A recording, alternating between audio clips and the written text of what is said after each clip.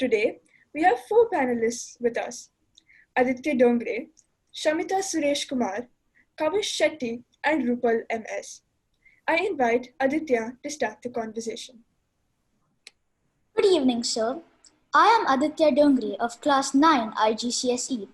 It is always a pleasure to have you in our midst. We have all heard your views and ideas on COVID-19. There are many valid points and ideas that we can take from it. As you are aware, many nations have entered the second phase of lockdown, which means rules have been relaxed, businesses have reopened, and the public has been allowed to intermingle. But this has caused worry of a possible resurgence of the virus, with many experts warning of a second wave. You said that society as a whole has to contribute and each of us has to become a frontline warrior in the fight against the pandemic. So, what can the student community do to create awareness in the community about safety measures during phase 2? Oh, that's a tough question. So, first of all, let me say this. Yes, I mean, there is always a big challenge for anyone to make a decision between how much to open and when. So how much risk can you take? Because on the one hand, you can keep everyone locked down, but completely destroy your economy, destroy the educational year of the students, and much more. And maybe even postpone the problem of pandemic for another time while you grow into your economy. So all governments have to make some very difficult choices, and they are doing it in their own ways, taking into account their local circumstances. Now we're here in Singapore and everywhere else, people are opening up, it's a really refreshing sign. But the risk of pandemic, of a second wave remains, and everyone talks about it. Prime Minister Lee said that in his speech about that it's a tricky and a difficult disease, tricky and difficult. What I would say the students can do is, first of all, they themselves have to observe every instruction on safe distancing, hygiene, and other social measures in school and at home, and on their way from school to home and back, with your friends, or just going out to play sports together. But remember that it's far more important to be able to stave off, to keep off the disease, than to go out, play for one day and then fall sick and make others sick as well. So you bear a responsibility not just to yourself and to your family, but to all the other students who study with you. So I know that your sports are disrupted, your classes are disrupted, your social engagements are disrupted. But you need to be resilient, you need to be strong, you need to be patient and persevere in this effort till a vaccine is found, or we can say with safety that will not be affected by the virus. Fortunately, your generation is so good at social media that you probably can at least interact with them and stay emotionally connected. It is never a substitute for physical, but that's what you must do. Second, you must continue to advise even your parents, your other relatives and people in your community that please wear a mask when you step out. Please maintain safe distances. Please observe all hygiene instructions. Use sanitizers, wash your hands all the time, clean your surfaces, and do everything that the government prescribes. Because you see, parents listen to their children far more than you imagine. And therefore, if you tell them, then they would also be careful. So I think, and the second thing is focus on your studies, even in these difficult circumstances. So I know it's not easy to have to adjust. When adults find it hard, children will find it harder.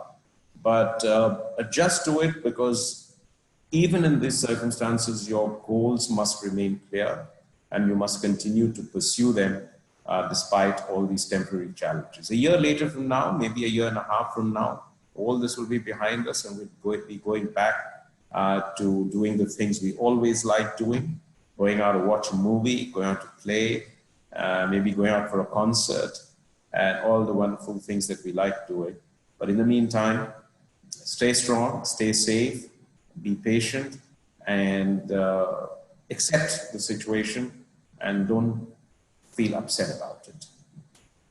That is certainly sound advice, Your Excellency.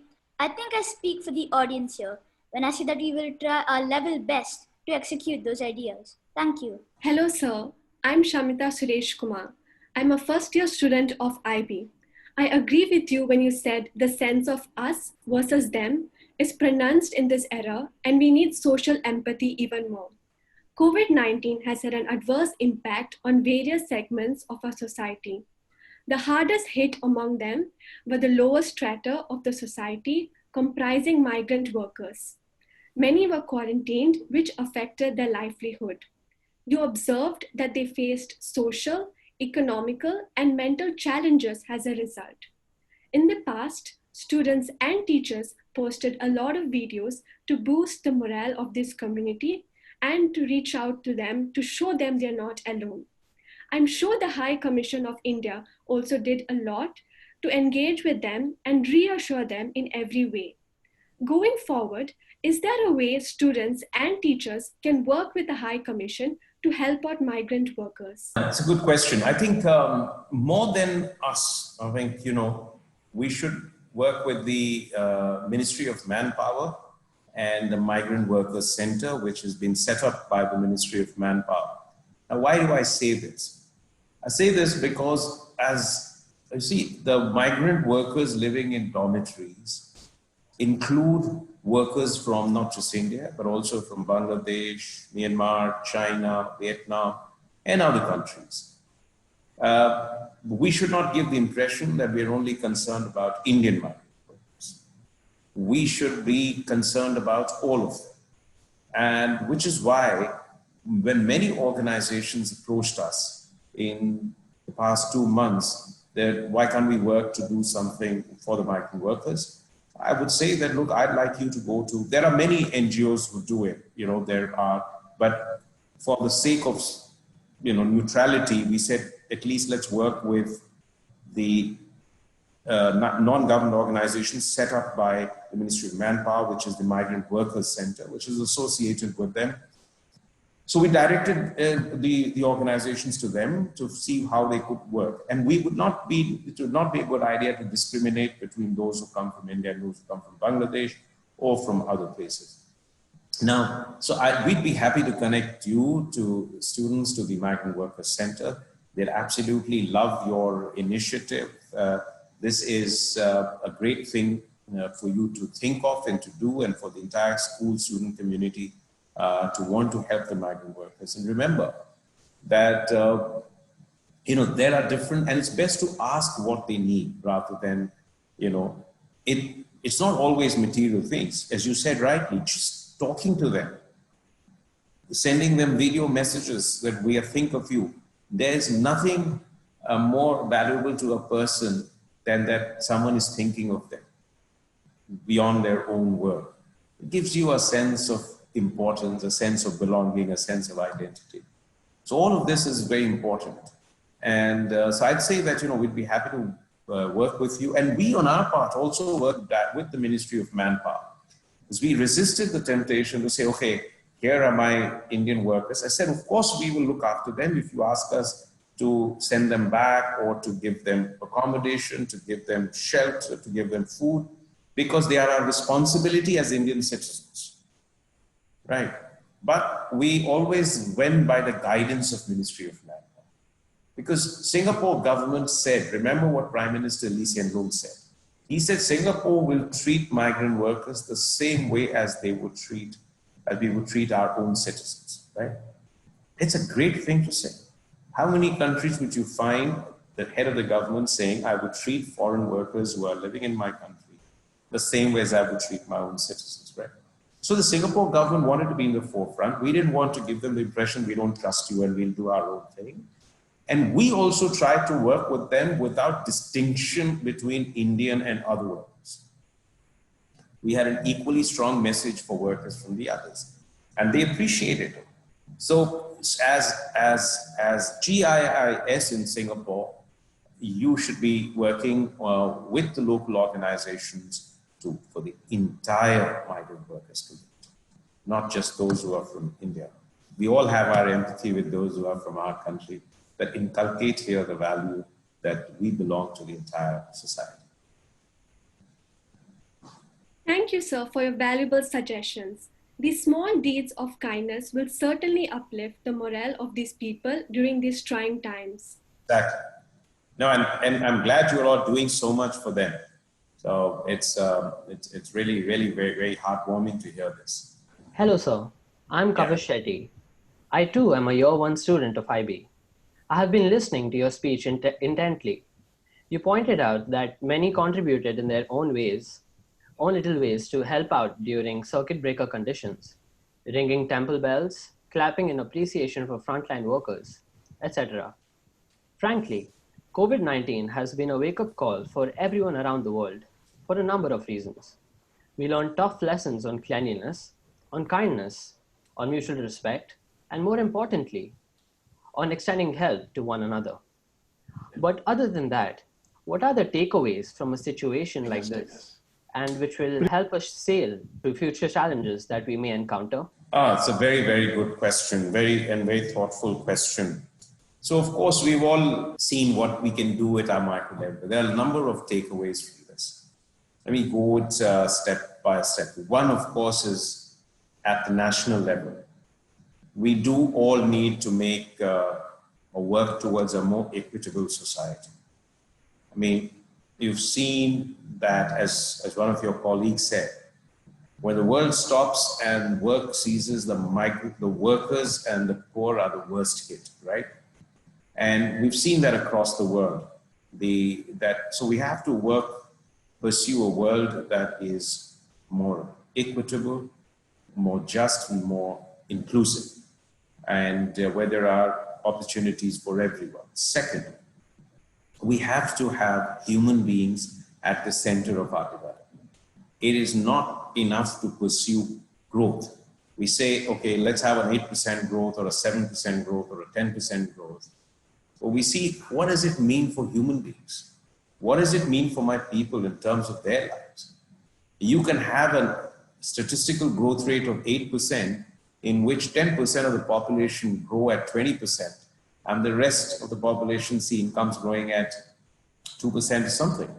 And then you'll still have a good average of 7-8%. So how do you make human beings, bring human beings at the center of our development objectives? Third is the absolute importance of taking care of the basics: healthcare, education, sanitation, right? Cleanliness, hygiene conditions, habitat.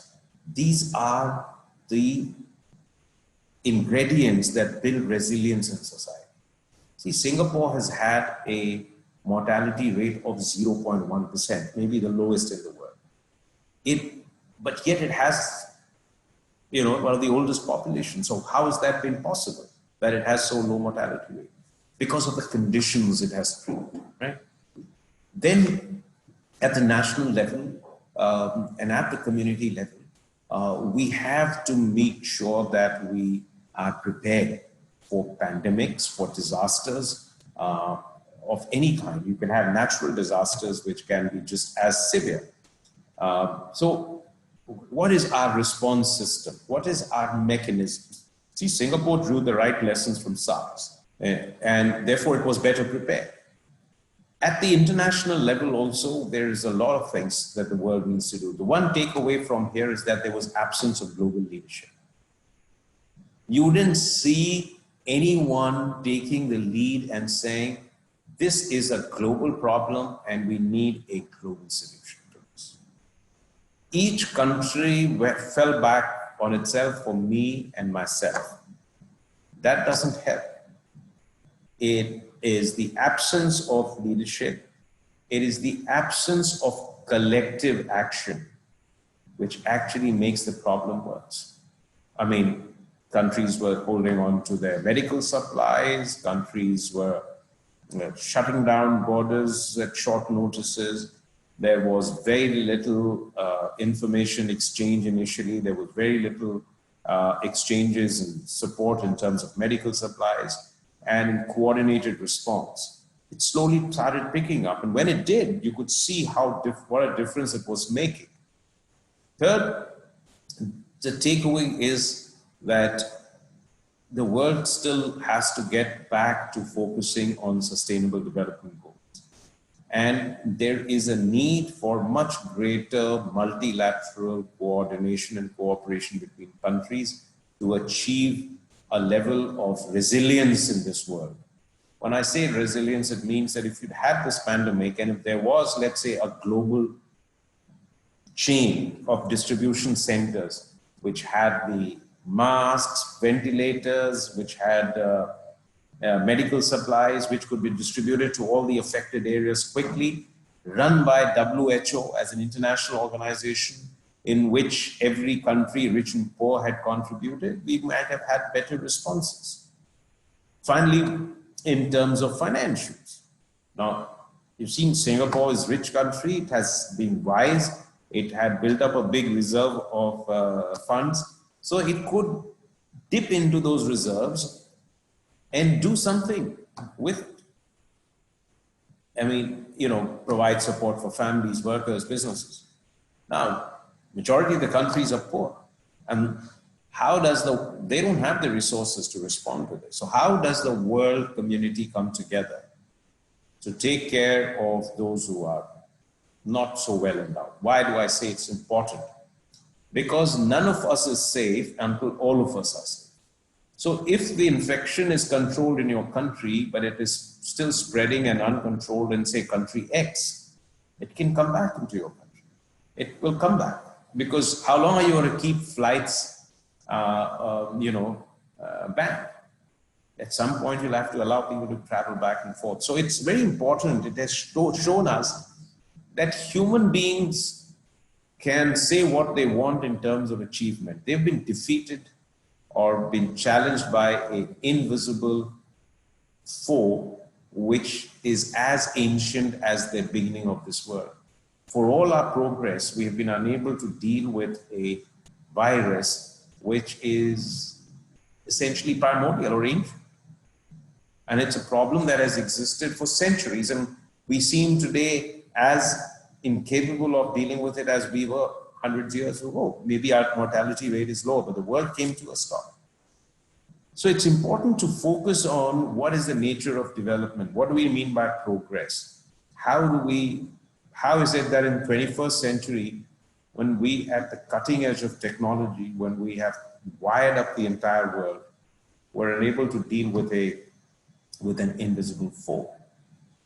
So a lot of thinking has to go into the direction, and every crisis is an opportunity to reshape our thinking and reshape the direction of this world and our own societies. I think this is the biggest takeaway. Thank you, sir. That was a remarkable answer. Good evening, sir. I'm Rupal MS of Class 9 IGCSE. We heard many touching stories from you on the situation of the people stranded in Singapore. I'm sure there were many more cases in other countries like India. It must have been a difficult situation for authorities to keep objectivity and yet not lose their human touch in such scenarios. Your Excellency, the expat community of every country has a duty towards their adopted home country to make a gainful contribution to that society. I would like you to guide us students on how we can make meaningful contributions to the country we live in our capacity as students or as part of the future workforce. Great. I think it's a very important and a very good thought that you have. You're all living in Singapore. Many of your parents came here. Maybe some of you were born here. Some of you came here after when you were young, when you were maybe infants, and have lived here for a few or several years in Singapore. This is your home for the time being. It may become your permanent home. Some of you will acquire the citizenship. Some of you will remain permanent residents. And some of you might even go back to other places or move on to go back to India or move on to other countries for education or for work. For the time being, you are here in Singapore. You have to see this, as I was saying, as your own country, that you belong to Singaporean society, that you are able to feel for the country the way you would if you were born here or you were a citizen of this country. which means its success and failures are yours. Its triumphs and failures and its challenges are as much yours as anybody else's. And you have to constantly think of what is it that I can do to make it a better place, to make it continue on the path of progress. Now, many things, one of course we've spoken already about, is that in whatever way you can, find time to go beyond your school to make community contributions, serve the community, whether it is spending time with the elderly or teaching skills to some of those who are unskilled, working on sustainability projects, taking care, sometimes spending free time in the home for elderly or home for the sick. There are different ways you can work for your community centers wherever you live, participate in cultural activities, go to the Lunar New Year festivities or Mid-Autumn Festival or to Hari Raya or to to Hanukkah, to Christmas, wish your people. You must feel the way they feel at that point of time. So build up a culture of living in harmony, in embracing the diversity, treating everyone else equally as your own without any distinction. That's a very important part of being Singaporean. Then you have to see how you can continue to participate in activities over here. There are numerous occasions where I've seen GIIS students participate in community activities not related to your school curriculum. And that's a very good sign. Participate in the debates on what's good and what's not good for the country, what the future should be. Use it. Shouldn't say, oh, I'm just here, or it's not my country. It is, of course, your country. So if you have ideas, you want to speak to your political leadership, go and say, this is what we think should happen, as though you were speaking about your own country. In times of crisis, step outside and with your friends, like in pandemic, or if there is a natural disaster, a flood, step out of your comfort zone and try and contribute to making things better.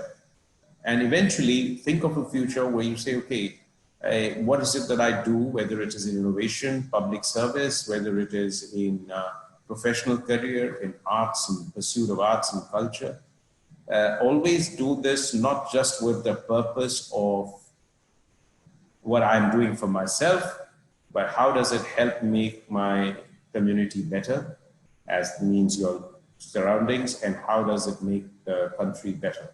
So I frankly feel that GIIS has inculcated these values in the students, and I do see them as a very enthusiastic participants, very cheerful participants in any number of activities. So continue on that path. Thank you very much, sir.